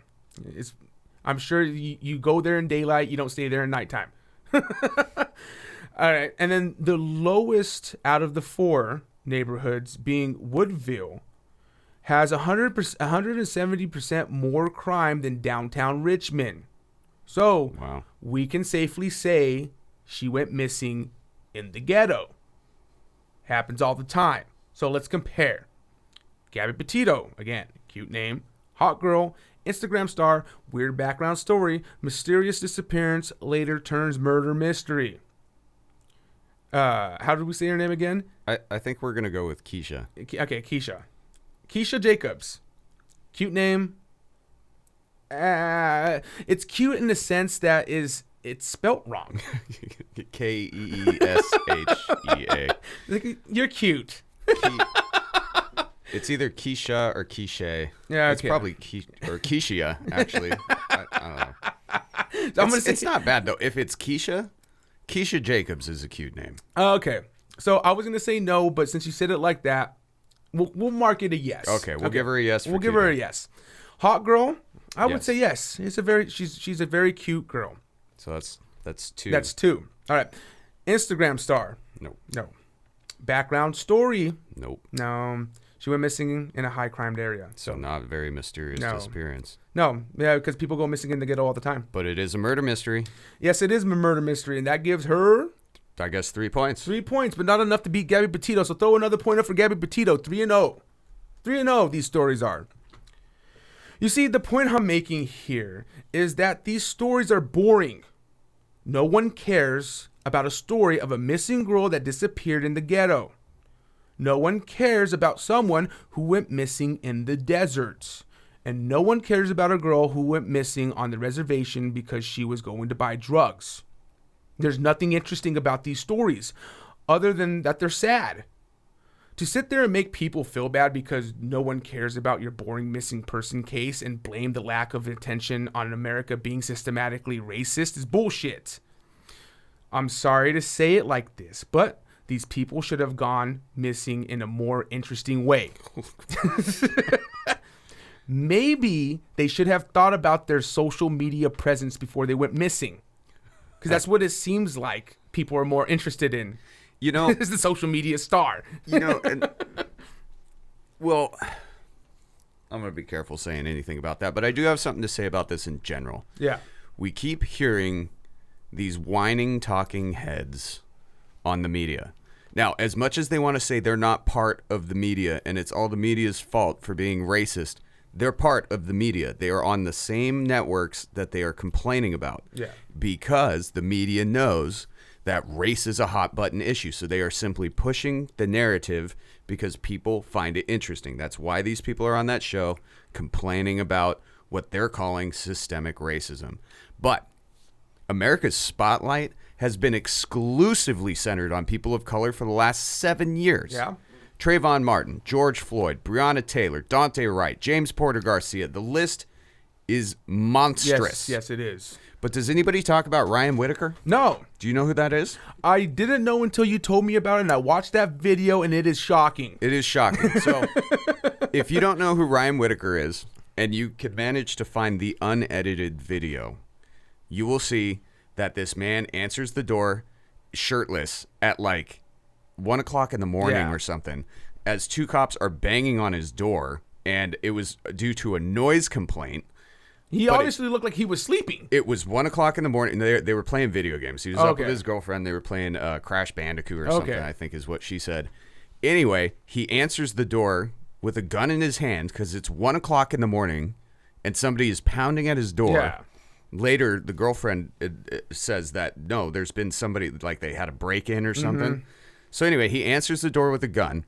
The police are like, hey, how's it going? Oh, hey, you got a gun. Put it down. Drop the gun. And as he is surrendering, the gun is already starting to touch the ground, and he is kneeling down and putting a hand behind his head, and one of the cops shoots him 3 times in the back and kills him. Did you hear about that? No.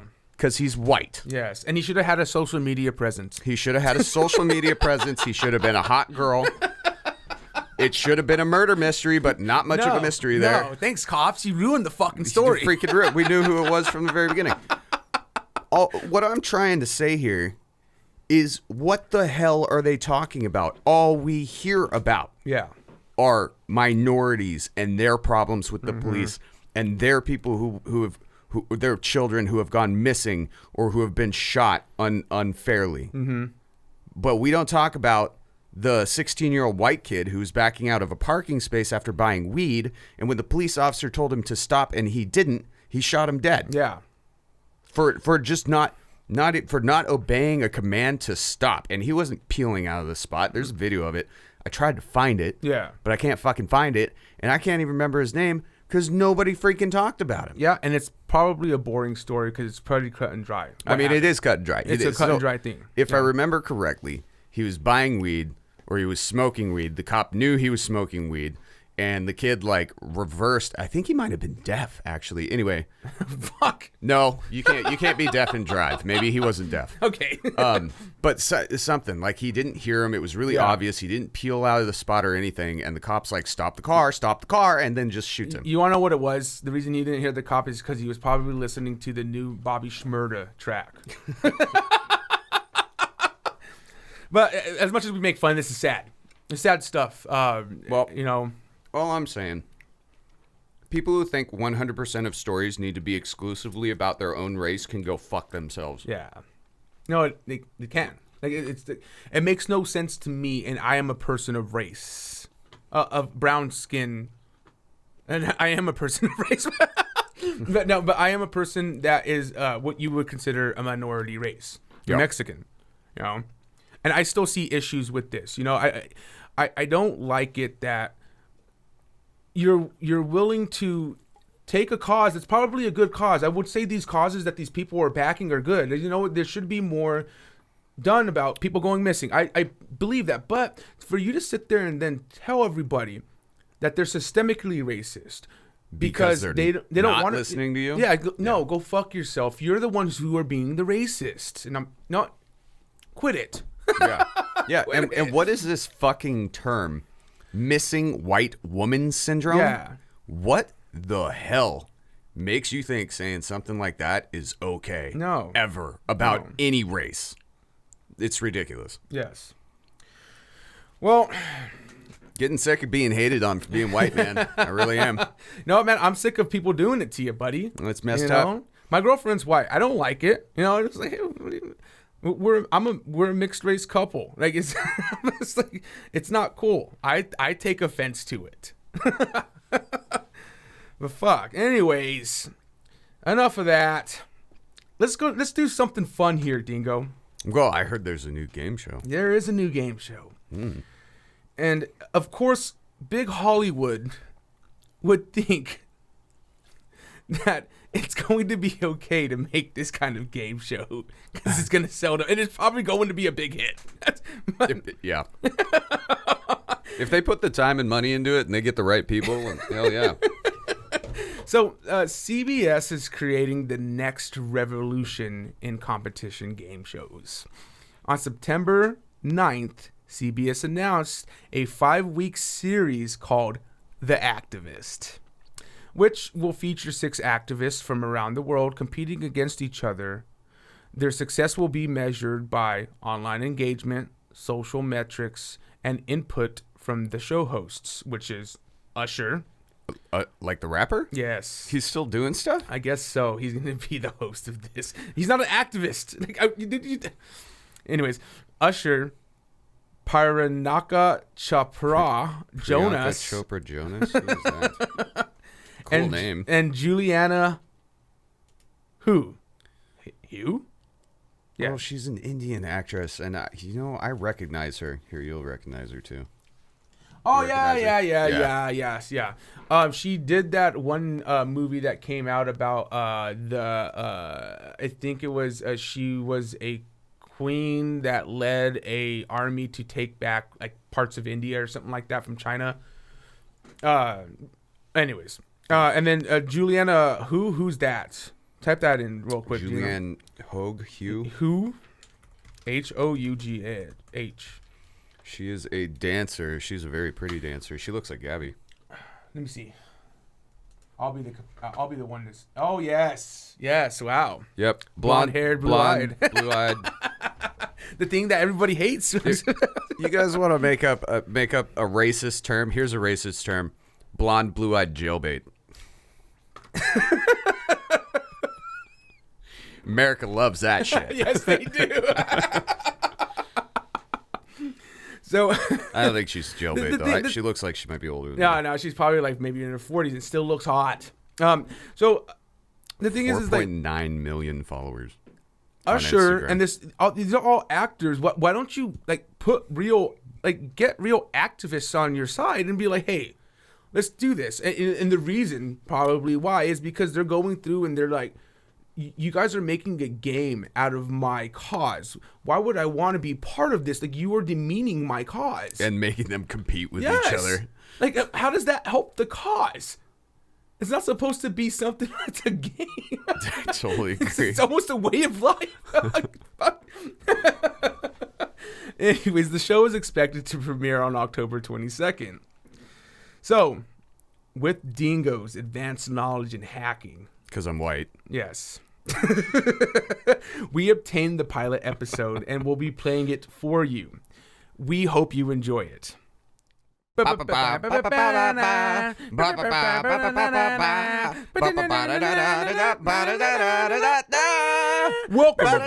to the deepest, darkest depths of desperation. A place, but one place, the only perhaps, but a place where true activism is born. Yes, it is here. Youthful, vibrant listeners, let your brains be nourished. We bring forth to you a battle of wheats, of intelligence, and of honor. The kind of honor found at the end of a sharpened blade, or a sharpened wit. Whatever. Behold! May Scrap-a-Doodle bequeath to thee. Technical difficulties, everyone. Welcome to the game show called Who Wants to Be an Activist? Sweet waste of my talents. Indeed. Shut up.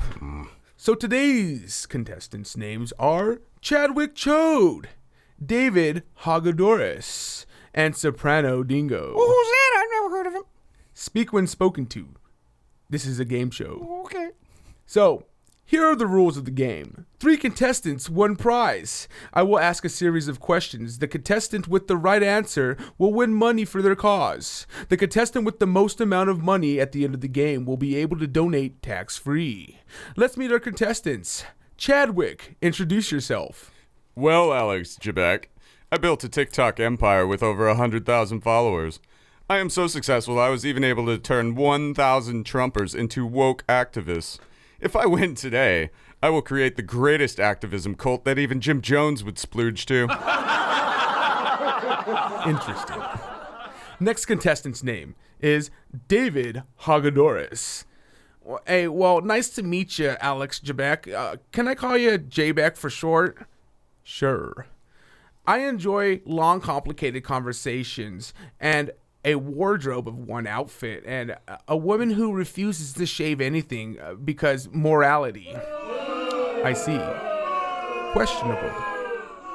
Next contestant. You know him. You love him. Soprano Dingo. Oh, okay. Hey, why are you shoving me? Oh my God, we're on a show. Why didn't anybody tell me? We did tell you. This appears to be a miracle of sorts. What? That's what my mother used to tell me. A child a mother could only love. Anyways, let's continue on with the game. What game? Well, Soprano Dingo, you were held in high demand by the listeners to be part of the game show, so we made a spot. Unfortunately. Unfortunately? Big surprise there. I tried to tell you all last week I'm your cash cow. Hey, look, vodka. Remember that time like 2 weeks ago when I didn't want to watch TV and we drank the vodka and Anthony was actually being nice? Come on, man, those were good times. I believe you're talking about that horrendous podcast called The Red Dots. We're on the game show. Oh, shit. Am I in the wrong studio? No, Soprano Dingo. You're in the right place. Let's continue on to Who Wants to Be an Activist? So let's start the game. Is everybody ready? I don't care if you are.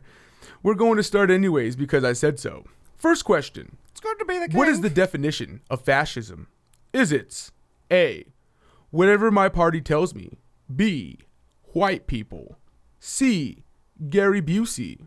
Or D, a dictatorship that places the greater good of the people over an individual? Chadwick, you get to answer first. Well, that's easy. It's white people and their shameless shamelessness which should be shamed. B, Mr. Trebek. The answer is B. And what about you, Mr. Hagedorris?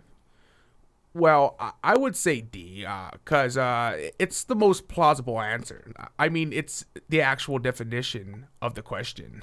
Interesting. The contestant with the popular demand. What is your answer? Well, I think that's pretty fucking obvious, Trebek. And maybe if you took a shot of this vodka, we'd be on the same page, but it's that motherfucker Gary Busey, huh? It's pronounced J-Beck. That's gay, but what's the fucking answer? You are correct, Soprano Dingo. How? I don't know. Somebody's gonna get fired today. Let's move on. Question 2. If you saw a Molotov cocktail, what would you do? A, throw it at a police car. B, give it to a homeless person that looks thirsty. C, reach for your lighter. D, give it to Gary Busey. He'll know what to do. So, since the self-proclaimed activist is an idiot, he'll go first. Chad, your answer.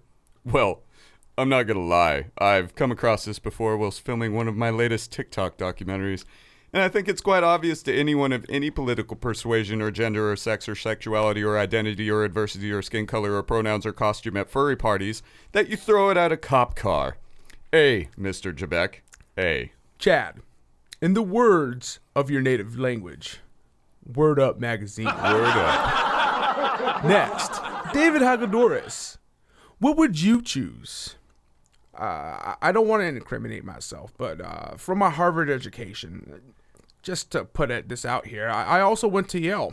Great weed. I would suggest that one light the cocktail first. So I would choose C, You reach for the lighter first, Mr. J-Beck. C. Okay, Soprano Dingo. Do you mind if I call you Soprango? Yeah, it's fine. You pay me enough. You can call me whatever you want, sweetie. I don't need to pay you. It just seems easier. Well, of course it's easier when you exploit your talent like me. Could you pass the vodka? No. Thank You're you. a cartoon. Well, I don't give a shit. My answer is so obvious. I can't believe you guys didn't get it right. It's D. Give that shit to Gary Busey. He'll know what to do. I'm going to have a brain aneurysm. Soprano Dingo is correct. Next question. Your boss approaches you at work and says, "You seem chipper today," which I think he means you look good. How do you respond? A. Burst into tears and upload to TikTok. B. Threaten to post a Me Too tweet, and that's hashtag. C. Compliment him back. It's harmless. D. Tell him he looks like Gary Busey. He'll know what to do. Chadwick, you go first. Well, for me, that's an obvious B. I have 100,000 viewers a day, dipshit. I'll go with B and threaten to post a Me Too tweet and destroy him. Well, that's an HR moment. How about you, David? It's so hard. Why wouldn't I compliment him back? That wasn't sexual at all. I mean, I'm all about unity. Unity it is. Soprango, what is your choice? Well, if you want that raise, you choose D. Compare that motherfucker to Gary Busey and watch your career skyrocket. Ha-ha. Well, according to my note cards, unfortunately, Soprango is once again correct. Sweetheart, can you bring me some seltzer and a cup of ice? Let's move on. Fourth question. You're at a BLM protest, and you notice one of the protesters is holding a sign that says Black Lives Matter, hashtag Me Too. And the protester is wearing a MAGA hat. Confused, you approach them, and what do? A. Do nothing. A great America includes racial equality. B. Punch the Nazi in the face. C. Offer $5 for the hat. Or D. Instantly recognize that it's Gary Busey and start rioting. Chadwick, what is your answer? Well, that's simple. The only way to deal with the Nazi is a sucker punch to the face, followed by very fast running. The bones are very fragile. So the answer is B, Jabek. B. Good choice. Next up, Hagadoris. Well, this is a hard question. I want to say C, but my gut is telling me A. So I will go with A. Do nothing. A great America includes racial equality. Interesting. Next up is Soprango. What is your answer? Who the fuck's Gary Busey? I'll take the hat though. $5 for the hat. See you back. All right. Everyone has their answer submitted. The correct answer is D. Instantly recognize that it's Gary Busey and start rioting. You all got the answer wrong. I'm surprised that you didn't go with D, Soprango. Maybe if your staff could get something right and bring me seltzer, not this tonic bullshit. Wait, what are you talking about? Can someone please take his drink away? No. You touch it, I'll cut your fucking hands off. Next and final question. The fifth question. A medical team shows up to your autonomous zone to provide aid to an injured Gary Busey. Do you A. Deny entry. Gary Busey is white. B. Deny entry. Drag Gary Busey to the medical team. C. Call the police. Or D. Open fire. Chadwick, you go first. Well, the answer is so clearly black and white. A. Fuck Gary Busey. I still don't know who that is. Well, you did earlier. But whatever. David. What will your answer be? I wouldn't be caught dead in an autonomous zone, but, hypothetically speaking, the right way to handle this situation would be, B. Deny entry and drag Gary Busey to the medical team. Well, that's very placating to both sides. Kind of a coward, aren't you? You're not the first to say that, Mr. J-Beck. I'm what you would call a cuck. A little revealing. Soprango, what is your answer? I'm sick of this shit. Open fire. Kill him and solve the problem. So you're choosing D? D's nuts. Where am I? Cute. D it is. The correct answer is Fucking goddamn it. How is that correct? I guess the answer is D, open fire. So that concludes the game. Let's show the scoreboard. Chadwick, you earned $0. David, you earned $0. And Soprango, you earned $4,000. Oh, hell yeah, we did it. I want all the funds to go to QAnon. Well, now, don't get excited too soon. We still have one last chance for our contestants to make money because we have a video daily double bonus question. Whoa, what's that? I'll tell you. The way this works is we play a video of a person who is blatantly racist and we'll ask a question. You will have to give the answer to that question. The contestant who has the closest answer to the girl in the video wins the daily double bonus and goes home with even more money. Let's play the video. What is one way you combat racism on a daily basis? All right. You guys have 30 seconds to come up with an answer. All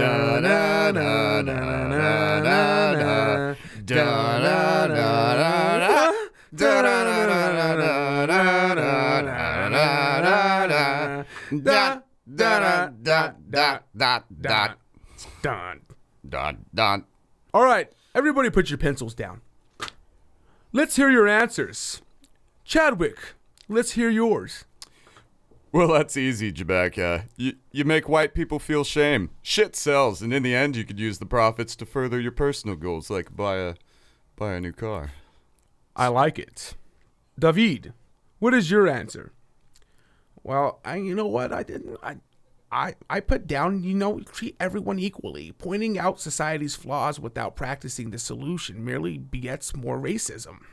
What a pussy. Soprango, how about you? What did you write? And I don't want to hear it, but you have to answer anyways. Well, I've had a lot of this vodka, but I feel like life is like a sidewalk. Sometimes there isn't enough room, and you just gotta, shove the old lady into traffic. Let's play the video. I don't move for white people on the sidewalk. What the fuck? This fucking cartoon won? Was it rigged for him? Why the hell is Gary Busey the answer to everything? Did Gary Busey sponsor it? What? He is the sponsor. So it was rigged. He made this game show to promote his own movie. It will be coming out next month to the theater near you? Why does it sound like I'm reading an advertisement? What kind of game show? You know what? Fuck this. I'm done. I'm out. I'm leaving. Fuck you guys. CBS, I better get paid. So. That was fantastic. Yes, it was fantastic. I mean that came out so much better than I thought it was gonna. That was awesome. You want to know what I want to know is how does CBS get a hold of Soprano Dingo? You know, I think he's been cheating on us. Our exclusivity contract could probably get him kicked off. I think we need to have a conversation with that drunk. I think we should have a lawyer take a look at his what? contract. And what I really think we need to do at the end of this all is we sit him down and we have an intervention. Well, I want to know how much money he won because maybe we're entitled to some of it before we kick him off the show. Yes. We should probably get our share of the money. Yeah, we need to get a lawyer on this. You know what? No, but the thing is they said that his winnings going to Donald Trump's campaign. Oh, you serious? Yeah.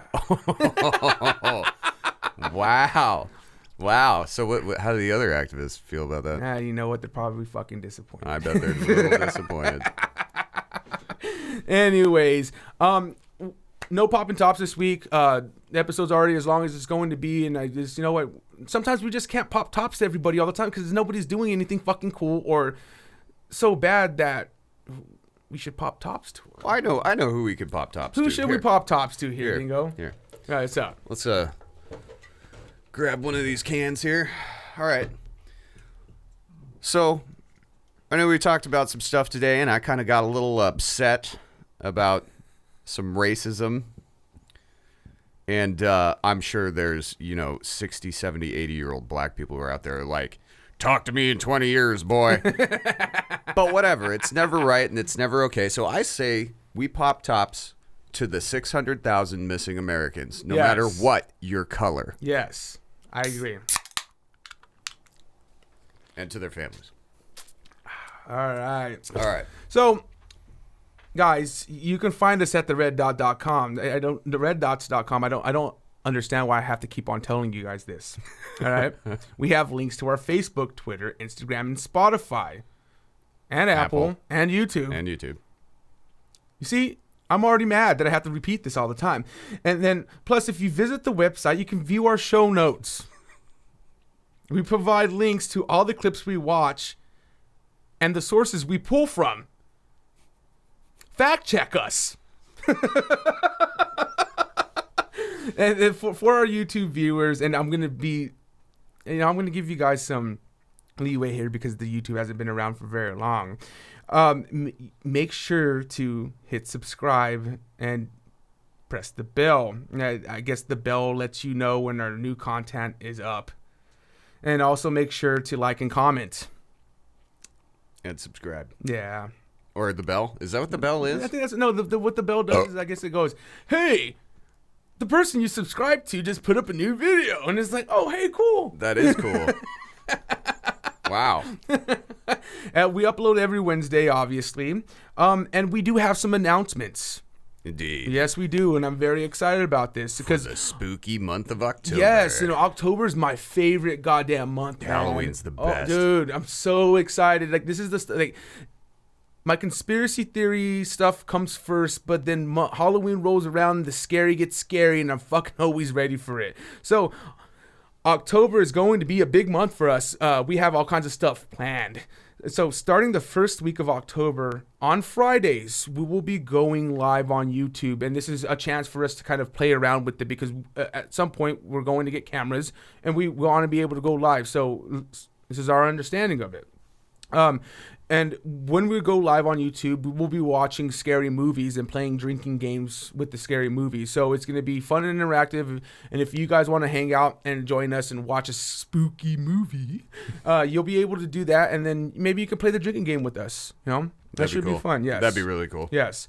And then we will be releasing a bonus episode. It's the one that I've been working on forever. And I keep on telling you guys about it. And it hasn't came out. And I got to the point where it's like, you know what? I should just do it in Halloween because it has to do with aliens and our government knowing about it. It's going to be fun. It's perfect for Halloween. Yes, it is.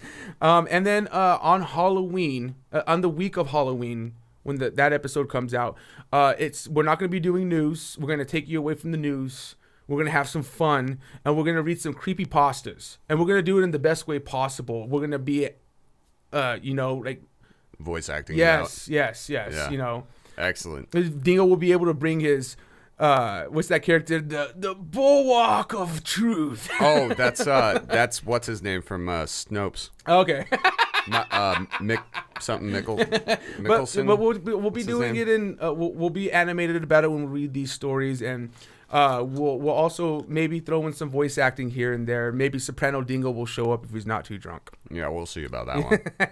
We'll see if he even stays on the show with how much money he just won. He says he's going to put it towards the Trump thing. I don't think he will. No, I don't think he will either. He's going to drink it away, Dingo. Yep. So we'll end it with this. Question everything, guys. Question everything. And then whilst you were questioning everything, and you go down your conspiracy holes, you come across something that hints towards anti-Semitism. Stop there. There's no need to go further. I can already tell you what's going to happen. One, it will get deeply anti-Semitic. And two, not all the time, but sometimes it will lead you to a cult. And cults never end well, as much as that sex cult tells you you can have sex with as many women as you want and marry as many women as you want. It never ends well. And then all you have to do is look at the poor boy QAnon shaman, man. Is he still in prison? No, dude. Have you seen the pictures? Like I looked at pictures of him. He is in his getup. He looks phenomenal. He looks like somebody I want to have a beer with. Yeah. And out of his getup, he looks like a Vikings fan. Yes, and out of his the rowdiest of the fans. And out of his getup, he just looks like a generic white dude who lives in his mom's basement. Really? Yes. That's a shame. Like, he doesn't go out. He doesn't do anything fun. Well, no, he's in prison. It's just he just seems like that, like a person who hangs out on 4chan constantly. Oh God. Yes, that's what he looks like. That's what he looks like, dude. Trying to buy and sell teapots. If you don't know where 4chan came from and you hang out on there, maybe you should look up its history. Yes. And then what it is then he probably does his like unedgy stuff on 4chan, and then he goes to 8chan, which is now called Coon-chan. Yes, that's what it's called, because it got taken down because of the guy who did that shooting in Christchurch. Really? Oh yeah, it got taken down after that. But oh wow. Yeah, so they restarted it up, and I think it's called Coon-chan now. Yeah, that's different enough. Great word choicing, I guess. Way to sit there and diverse yourself by being racist. But wow. But yeah. Anyways. Well, as always, guys, you know you can come to us with any questions, especially if it's political. We love breaking that stuff down. Or if you know of a good conspiracy that you want us to dive into, please, you let us know, and we'll come on here and we'll give you some answers. And you know what? I'm sick of freaking telling them that too. You know, you can ask us questions. Okay? Did you know that? Did you look at your phone? What are you listening to this on? Are you listening to it on your phone in the car? I want you to pull over. I want you to pull over right now. You bust out Outlook, because I assume you use Outlook because only losers use Gmail. You get on Outlook and you type the red dots in, B as in boy, S as in shit, at gmail.com. And you go down and you put a question mark and you send it to us. That's it. That's all I want. Just please. That's all I want. Oh, hey. Before we end this, remember that dude that you emailed? Oh, shit. Yeah. He wrote us back. Yeah. He wrote us back. Is it generic?